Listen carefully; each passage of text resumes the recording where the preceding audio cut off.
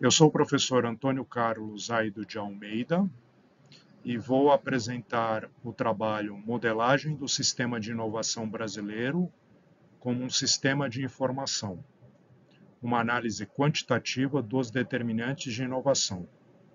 Irei apresentar esse trabalho juntamente com o meu colega José de França Bueno.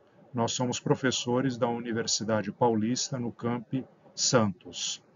Este trabalho foi submetido ao Inova 2025. Vamos lá.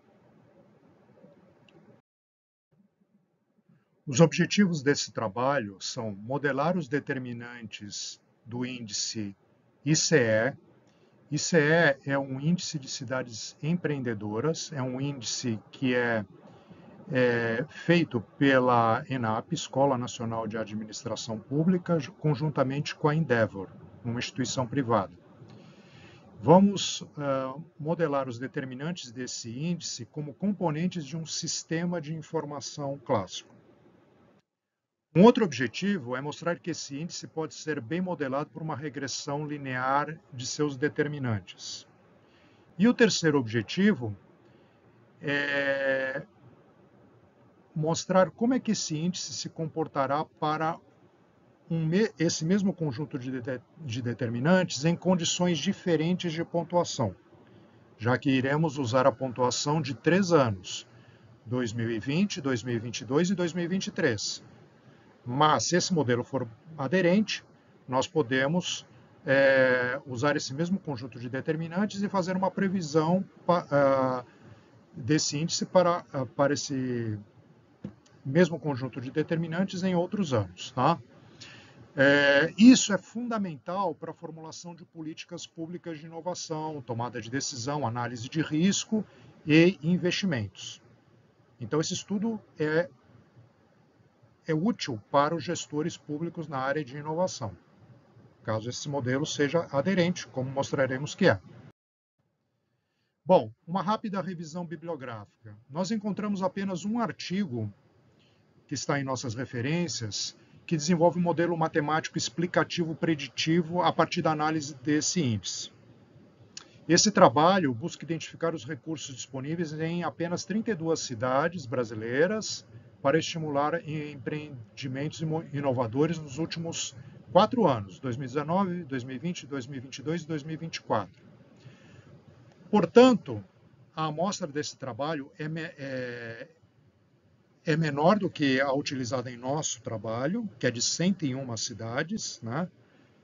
Mas considera um tempo maior, 4 anos ao invés de 3 anos, como é o nosso trabalho. De qualquer forma, essa referência que estamos citando aqui, ela não efetua a comparação das cidades com os resíduos padronizados em relação ao modelo proposto, algo que nós fazemos em nosso trabalho. Bom, o ICE ele é composto por 7 determinantes: ambiente regulatório, infraestrutura, mercado, acesso a capital, inovação, acesso a capital humano, cultura empreendedora. Dentro desses 7 determinantes, tem 13 subdeterminantes, né, que estão aí no slide, né?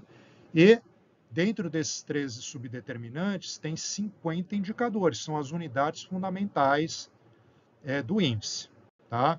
Que são indicadores específicos levantados empiricamente dentro de cada um desses 13 subdeterminantes. Tá? Bom, em nosso estudo, como eu já disse, usaremos dados de 2020, 2022 e 2023, analisaremos 101 cidades mais populosas do Brasil. Esse índice se sustenta nas mesmas bases conceituais ao longo desses 3 anos, o que permite fazer um estudo comparativo. Bom, mesmo sendo indicadores diferentes entre si, né, esses determinantes, né, e os indicadores subdeterminantes, mesmo eles sendo diferentes entre si, eles podem apresentar sim algum grau de sobreposição, tá? E nós veremos que existe correlação entre alguns pares de determinantes, mas isso não implica necessariamente em causalidade.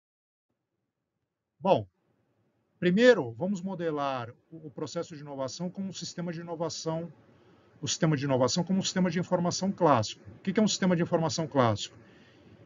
Ele coleta dados, ele processa dados, ele armazena, distribui e toma uma decisão.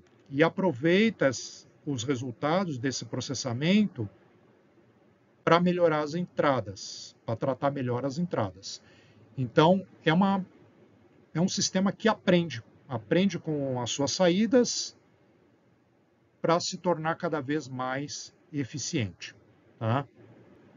Bom, a proposta do nosso trabalho é modelar esse processamento através de uma regressão linear múltipla. Né?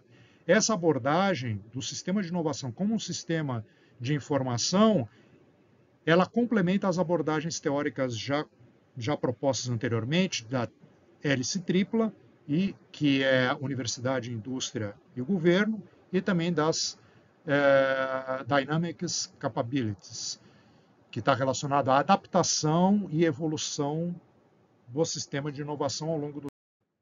Fazendo uma rápida revisão da regressão linear múltipla, eu tenho uma variável resposta como uma função linear de variáveis de entradas. Né? Então, eu tenho y, que é a variável dependente, que é a variável que vai explicar, representa o que o modelo tentará prever. Alfas são as variáveis resposta, quando todas as variáveis explicativas têm valor igual a zero. E beta representa a mudança esperada na variável resposta, dado um aumento de uma unidade na variável explicativa x, supondo todas as outras variáveis constantes.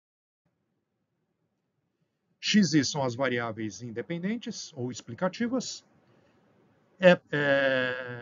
Epsilon são os resíduos de regressão. Esses resíduos representam os fatores residuais ou possíveis erros de medição, né? Erros e fatores aleatórios. E esse modelo considera que esses erros são independentes e identicamente distribuídos.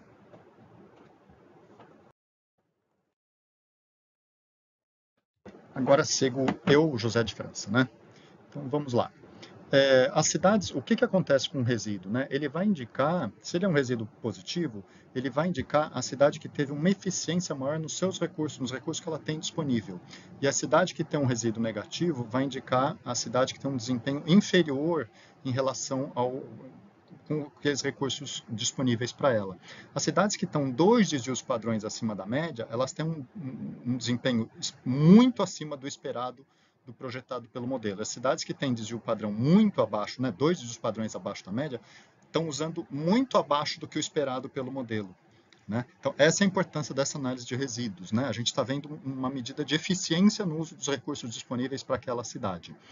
Para 2023, né, a gente tem o mesmo dado para 2020 e 2022, mas que estão no trabalho, né, mas aqui na apresentação a gente vai falar só de 23, as cidades com mais de 2 dígitos padrões acima da média, né, que tiveram um uso, uma eficiência muito acima do esperado, foram Uberlândia, né, Porto Velho, Nova Iguaçu, Jundiaí e Várzea Grande. E cidade com menos, né, com mais de 2 dígitos padrões abaixo da média, só Palmas, né, em Tocantins. Né? Então, uma das coisas que chamam a atenção da gente, né? Essas cidades com desempenho bem acima da média estão em vários estados do país. Né? Minas Gerais, né, Uberlândia, Rondônia, Rio de Janeiro, São Paulo e Mato Grosso, né, Várzea Grande. Né? Então, isso chama atenção, que essa inovação muito acima da média está espalhada pelo país. Né? E há um predomínio aí, né, nessas cidades, nesse conjunto que a gente destacou, né, de cidades mais ou menos grandes, né, média grande, Várzea Grande de 300 mil, a Nova Iguaçu com 1 milhão. Né? Junto com Camaçari, Salvador na Bahia, Niterói, Cariacica no Espírito Santo e Várzea Grande no Mato Grosso, elas se destacam pela maior qualidade fiscal. Tá? Esse é o destaque dela. Né? Aqui está o gráfico que está no trabalho, né? As cidades estão aí bem pequenininhas, então lá em cima está Uberlândia, né? Na parte superior, e lá em parte inferior está Palmas. Tá? E a gente tem a distribuição de todas as 101 cidades. Tá?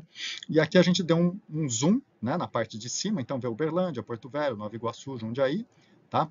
Então, o que os resíduos padronizados acima de 2 dígitos padrões podem significar? Né? Uma maior eficiência na conversão dos recursos em resultados, presença de fatores não capturados pelo modelo, né? Os resíduos em geral, não só os maiores de 2 dígitos padrões, mas resíduos podem indicar isso, coisas não capturadas pelo modelo, sinergias locais específicas e capacidades dinâmicas desenvolvidas ali naquela cidade. Tá? Como consideração final, né, o nosso trabalho ele analisa a eficiência das cidades com desempenho significativamente superior ou inferior ao previsto nos seus recursos para inovação e empreendedorismo. Tá? A gente faz uso de um modelo matemático para isso. E do ponto de vista teórico, ele faz uma articulação da regressão linear do modelo explicativo com sistemas de informação, hélice tríplica e dynamic capabilities. Do ponto de vista prático, é importante para os gestores públicos, para políticas públicas de inovação e empreendedorismo. Tá bom? A gente tem como sugestão de trabalhos futuros utilizar os resíduos padronizados na avaliação de cada um dos determinantes do ICE e não apenas a nota final, como fizemos aqui. Outra possibilidade é estudos de clusterização de cidades. Tá bom? As referências e ficamos por aqui. Obrigado.